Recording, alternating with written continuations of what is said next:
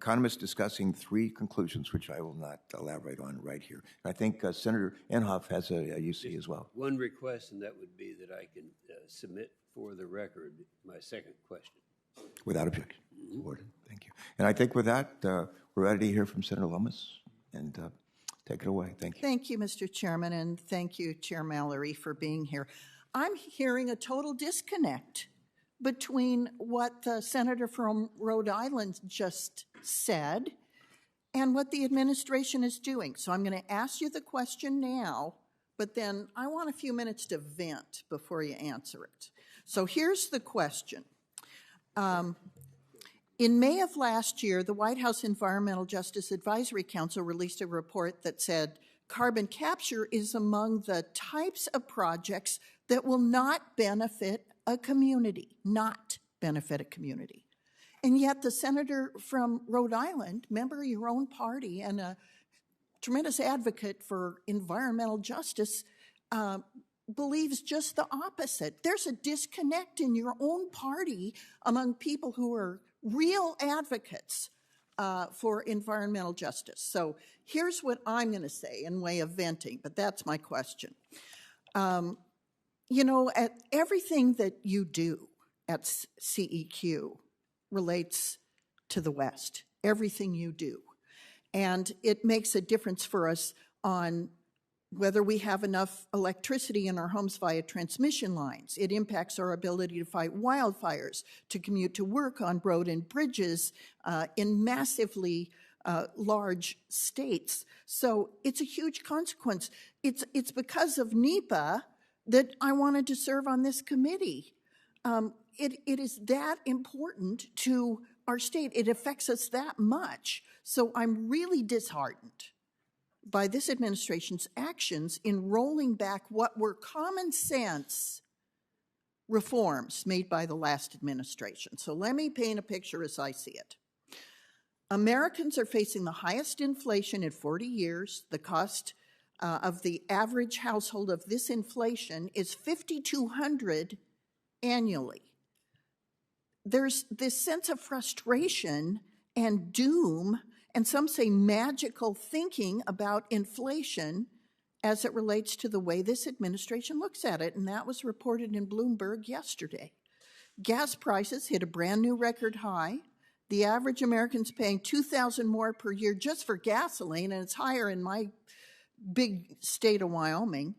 Americans are looking at the stock market and their 401ks with horror. On top of that, our nation is facing a supply chain crisis. There's a nationwide shortage of baby formula. Brownouts are being discussed as possibilities in our energy sector.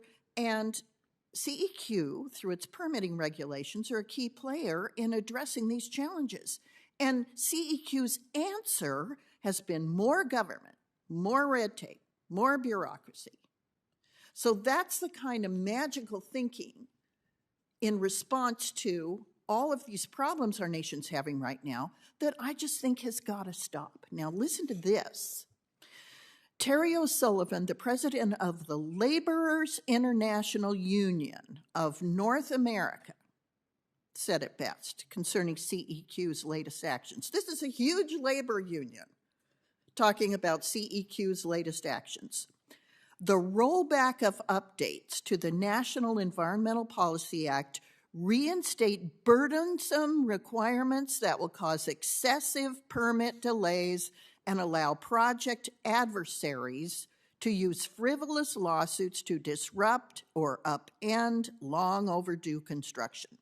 Once again, communities in need of vital infrastructure and the hardworking men and women who build America will be waiting as project details are subjected to onerous reviews.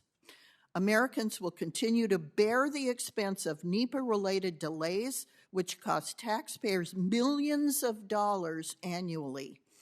Lengthy review processes and unpredictable legal challenges are also having a chilling impact on private investment in infrastructure. So this Congress puts out a big infrastructure bill. People on this committee worked hard on it, including the chair and the ranking member, to get infrastructure moving in this country. And what does CEQ do? It slows it down. It throws up roadblocks. It puts up delays. It makes this country move slower and more expensively. It takes projects longer. They're more expensive. And our ability to respond to the demand for infrastructure is being roadblocked by CEQ, by the White House. This is you give with one hand and you take away with the other. And the American people know it. So the frustration level is high with me. It's high with the labor unions. And I want to tell you, then when you move to this report on carbon capture, again, this report says carbon capture is among the types of projects that will not benefit a community. So what I'm just saying is the frustration is what we're trying to do as a Congress is just being thwarted at every turn by what you all are doing in the White House. This is the expression of frustration that you're hearing at this table today. I haven't given you enough time because I needed to unload on you. But while I turn over the questioning to the next member of the committee, I may submit some questions for the record because I am 100% confused about what this administration's goals are.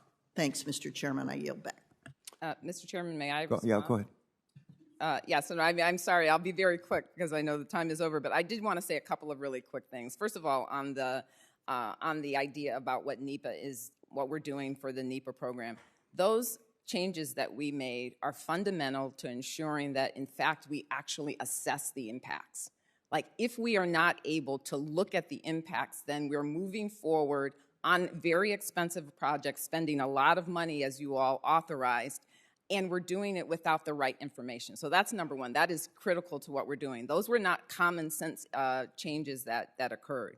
Secondly, I think it's important to separate out the White House Environmental Justice Advisory Council recommendations from the president. I mean, the president is setting forth what he believes to be important key elements for our strategy, which includes the investments in technology on carbon capture, which includes thinking about removal as a technique. The communities don't like it because they have decades of experience, even some would say centuries of experience, of people not doing projects in a way that is beneficial to them or that even takes into consideration their potential harms. And I think that's the thing that we have to address.